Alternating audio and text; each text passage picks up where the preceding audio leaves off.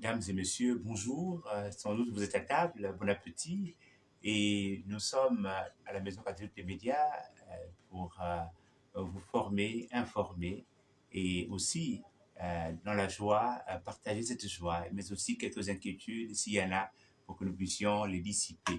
Et nous recevons en cette heure le, le professeur Yvonne Assengon, Zé, qui est l'épouse euh, de Janvier Mbumba Nguema et qui est la coordinatrice de la pastorale de la santé dans l'église une sainte catholique qui est au Gabon. Elle anime bien des actions au MES, Mouvement Évangile et Santé.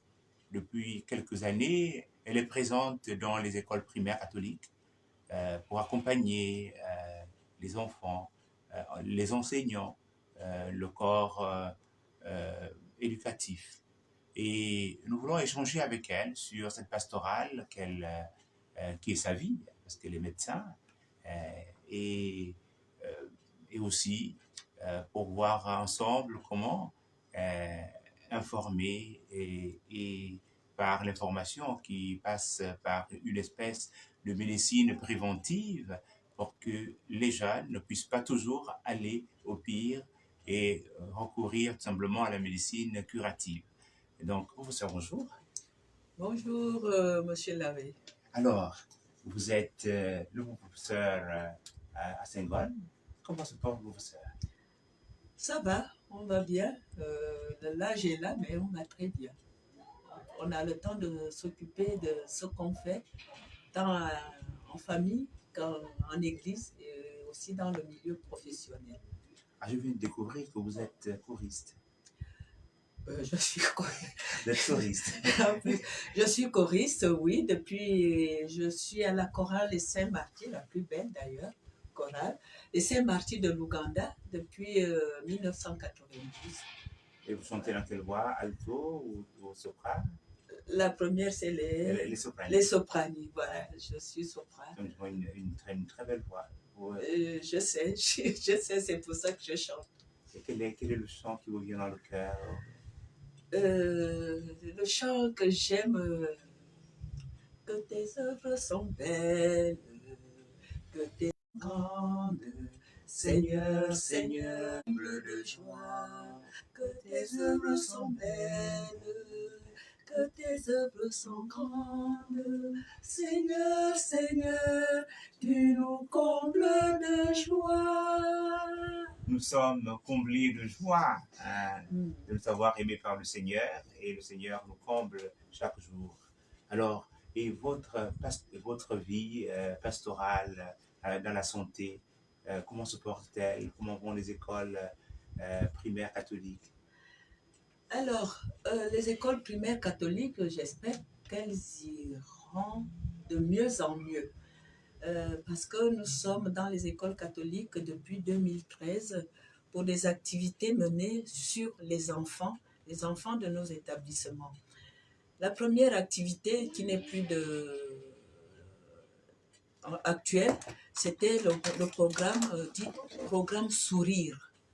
Le programme Sourire était en rapport avec les maux de tête et les conséquences de maux de tête sur la vie scolaire de l'enfant. Cette activité a été menée pendant 3 années et pendant 3 ans, nous sommes repartis pour voir si elle avait porté des fruits. Et à la suite de ça, donc, les enseignants ont voulu changer pour faire autre chose. À la suite de peut-être notre mauvaise façon de communiquer sur ce programme, ils ont jugé utile de nous faire autre chose.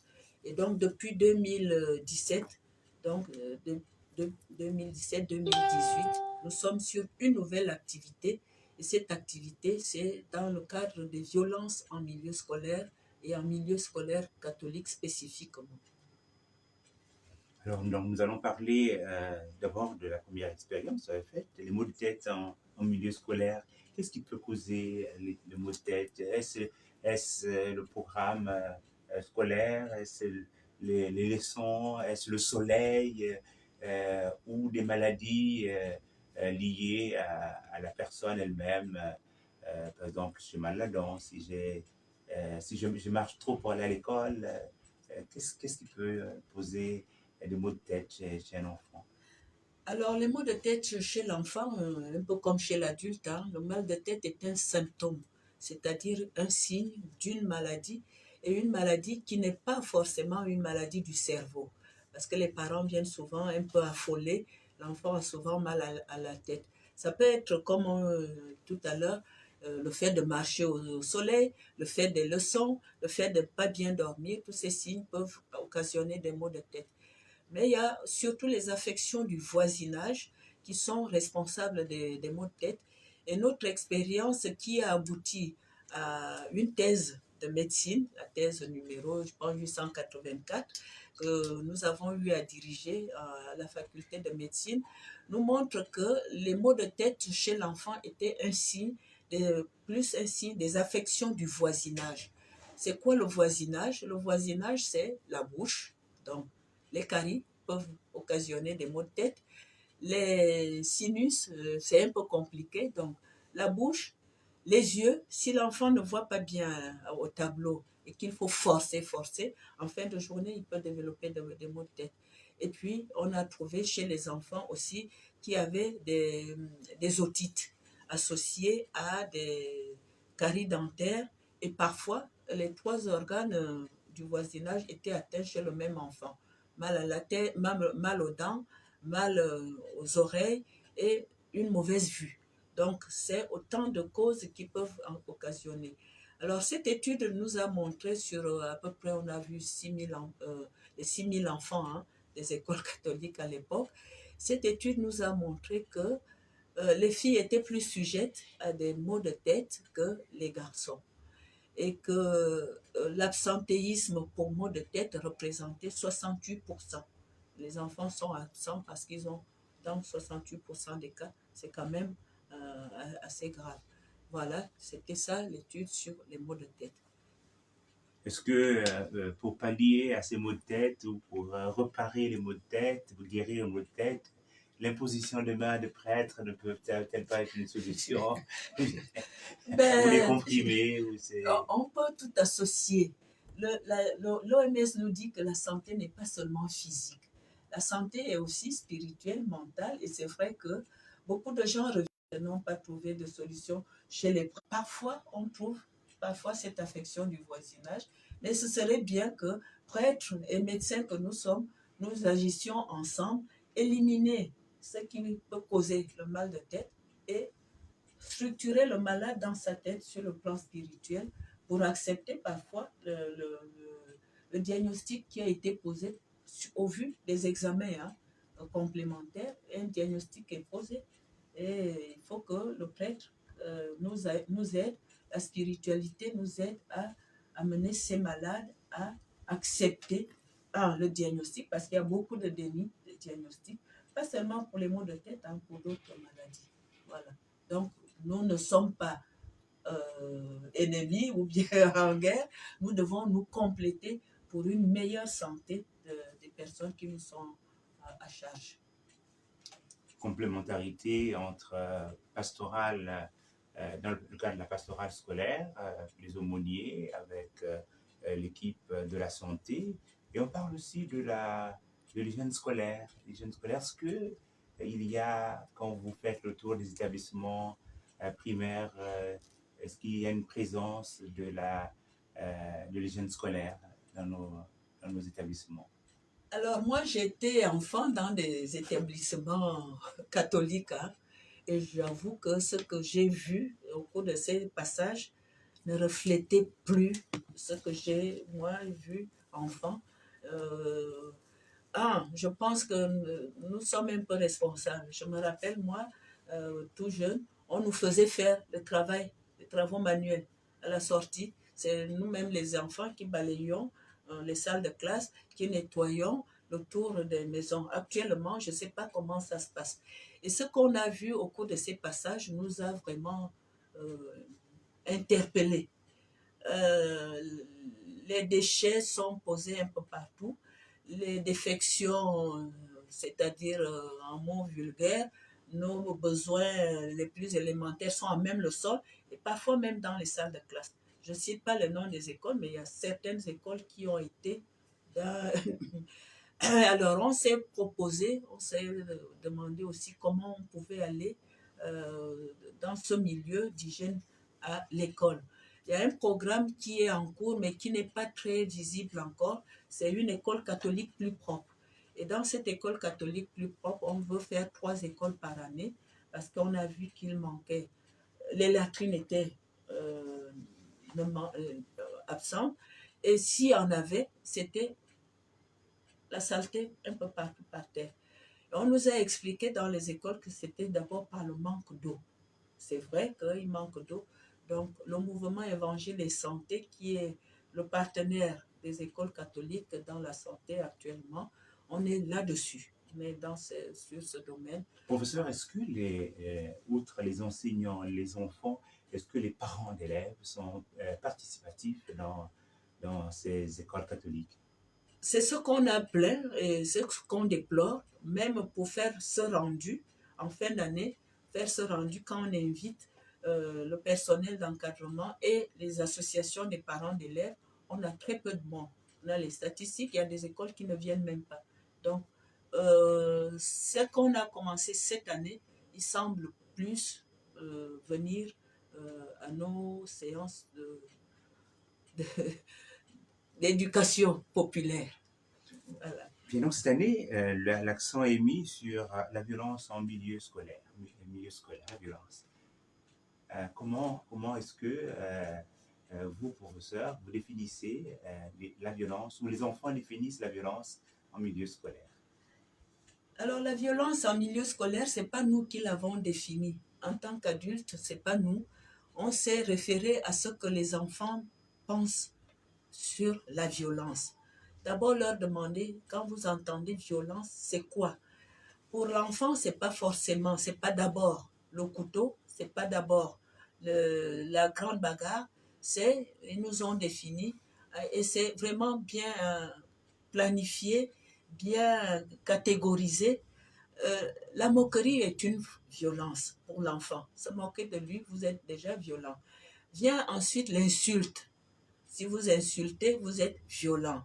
Puis, dans nos familles, viennent les statistiques que nous avons fait à partir de cette étude sur 1400 enfants, 1450 enfants. La bagarre vient en troisième position, que ce soit à la maison ou à l'école. On se bagarre trop rapidement après insultes et moqueries. Après, ils ont trouvé d'autres formes de violence telles que l'isolement. Le mettre dans un coin, c'est être violent pour un enfant. Alors, eux-mêmes trouvent d'autres mots pour la violence. C'est par exemple, ils ont parlé de brimade. C'est quoi la brimade? Je ne sais pas trop ce que c'est. La brimade, le bizutage, voilà.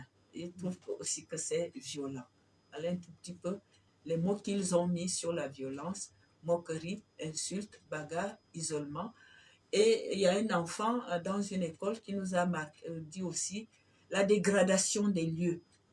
C'est une forme de violence que l'enfant exprime.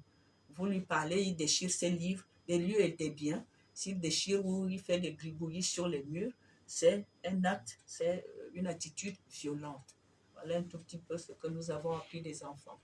Et quand vous les rencontrez, vous parliez avec eux, cette violence, quelle est l'origine? Est-ce les parents? Est-ce un copier-coller que les enfants font?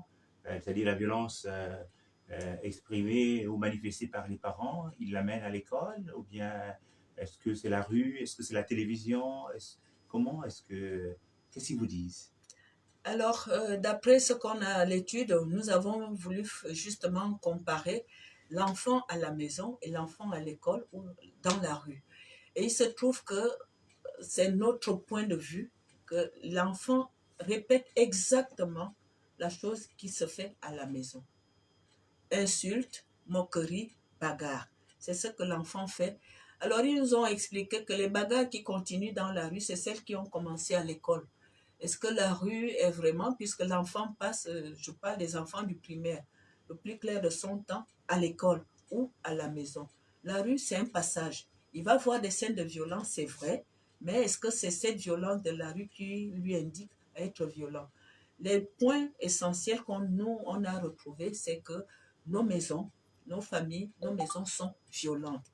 Et c'est cette violence que l'enfant va refaire exactement à l'école.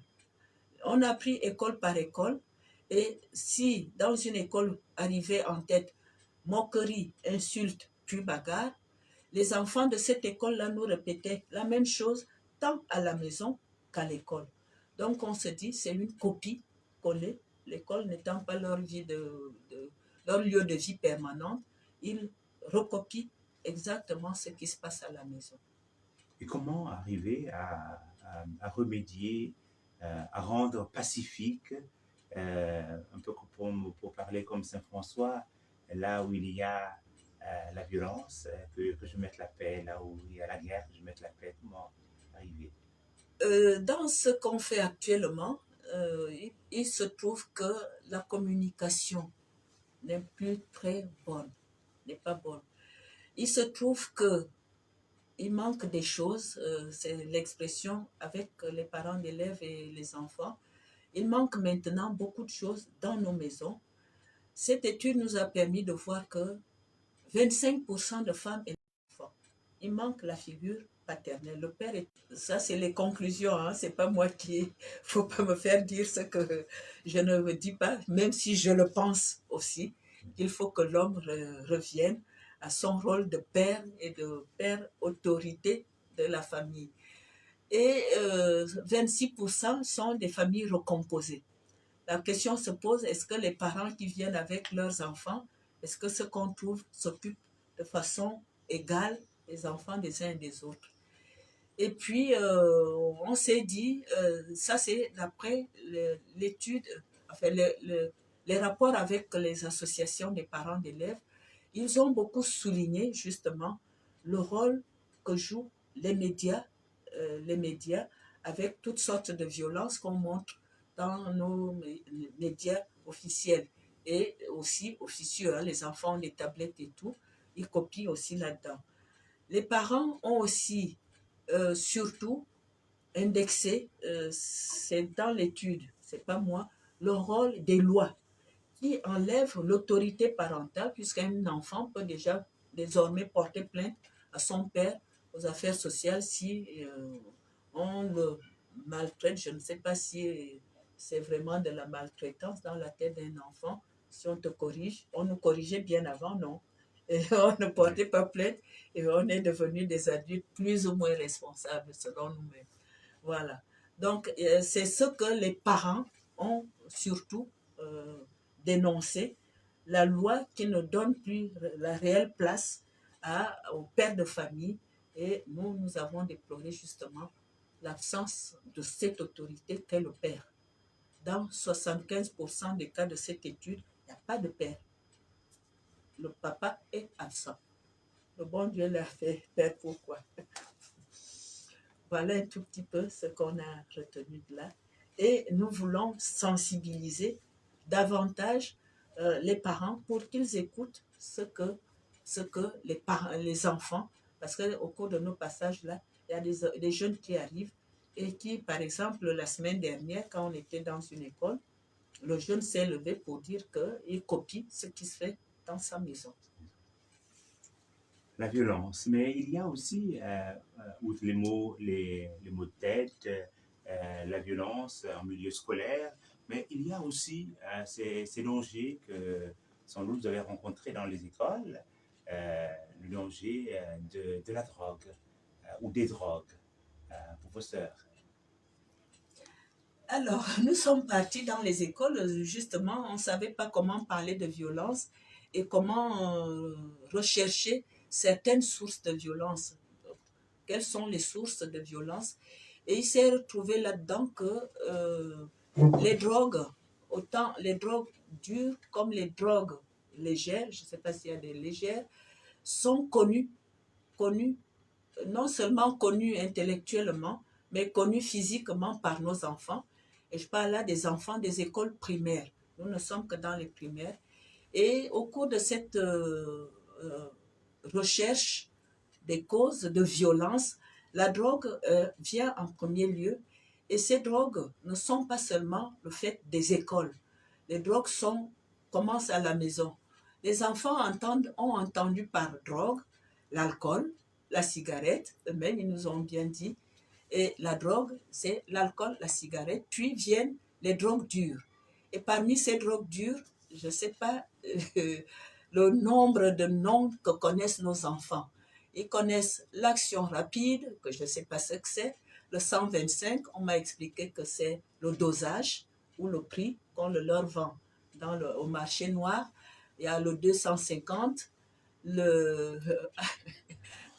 y en a tellement. Nous avons répertorié une vingtaine de noms. Est-ce que c'est les mêmes drogues ou c'est des choses différentes? Ça, je ne sais pas trop ce que c'est, mais il y a 20 noms. Le louloulous, je ne sais pas ce que c'est. Le cristal. On parle aussi du cobolo. Le cobolo, bébé rose. En tout cas, la weed. La weed, qu'est-ce que c'est la weed? Je ne sais pas trop. Voilà. On a au moins une vingtaine de noms. Et ces drogues sont vendues tant dans nos quartiers que proches de nos écoles. Et les enfants, tenez-vous bien, connaissent exactement les lieux où se vendent les drogues autour de nos écoles. L'école catholique, je parle, celle qu'on a vue. Je ne vous les cite pas. Je ne vous incite pas à y aller. Est-ce qu'il y a des signes pour pouvoir identifier le lieu de vente? Est-ce qu'il y a... Ça, on peut parler des signes d'identification, mais les quartiers, je ne vous les cite pas. Les signes d'identification selon les enfants, c'est les chaussures sur les câbles électriques sur les routes. C'est un signe d'identification. Récemment, on nous a appris que le Nouveau Testament, le petit Nouveau Testament de poche, c'est aussi un signe comment dire ça, de transmission pour nous dire je sais où aller. Et le monsieur ou la dame, hein, je ne sais pas qui c'est, les dames y sont aussi, hein, vous montre discrètement le petit Nouveau Testament de poche et vous pouvez le suivre. Récemment, à ma consultation, j'ai reçu un jeune qui a fait crise d'épilepsie pour la première fois et chez qui le seul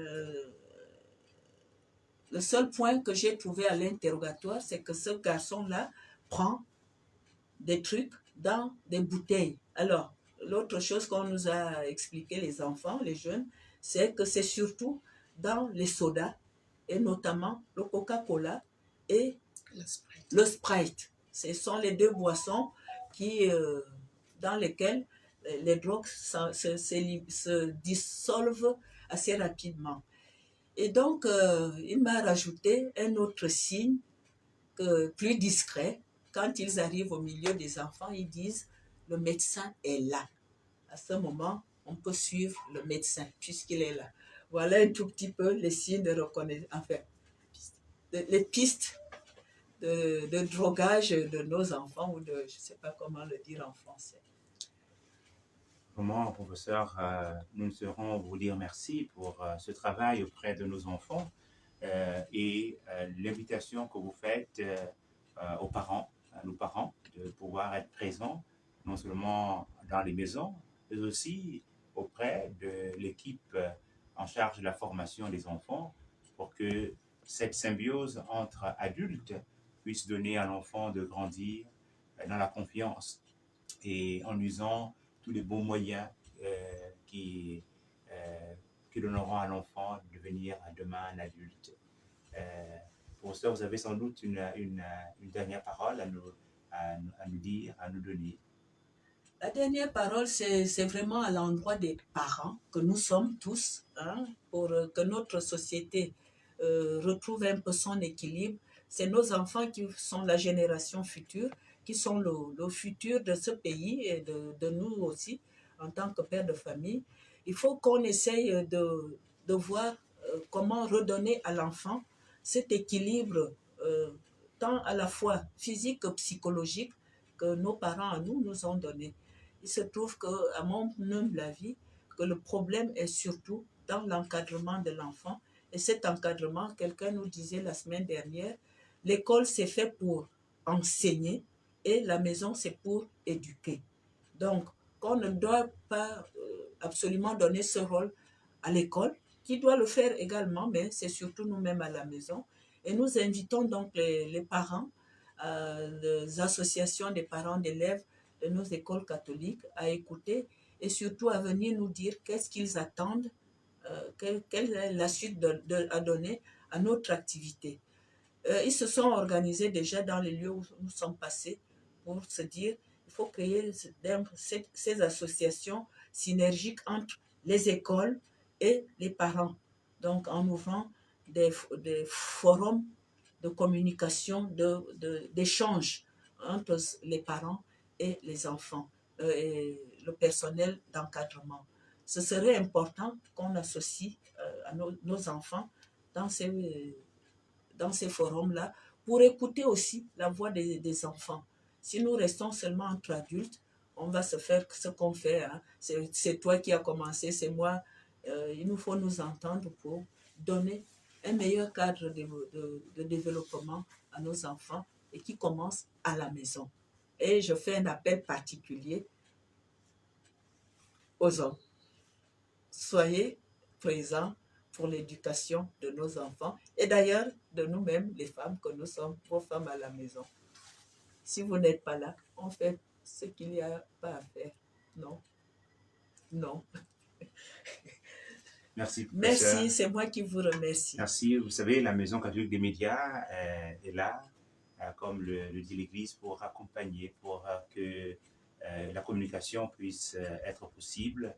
Et vous êtes coordinatrice de la pastorale de la santé en Église.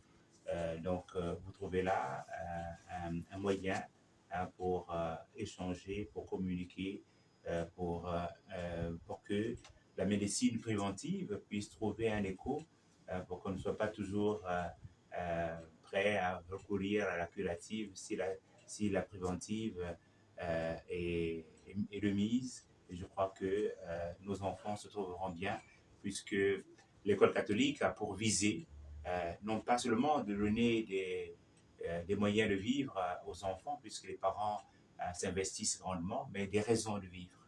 Et évoquer des problèmes de maux de tête, évoquer des problèmes liés à la violence et finalement rechercher les causes de la violence pour arriver à découvrir qu'il y a un danger. Les drogues qui sont là doivent nous donner ensemble de pouvoir éradiquer ce mal pour donner à notre jeunesse, comme disait les latins, qu'elle puisse être une jeunesse saine, mens sano in corpore sano, un corps sain dans un esprit sain dans un corps sain. Merci, professeur. Merci.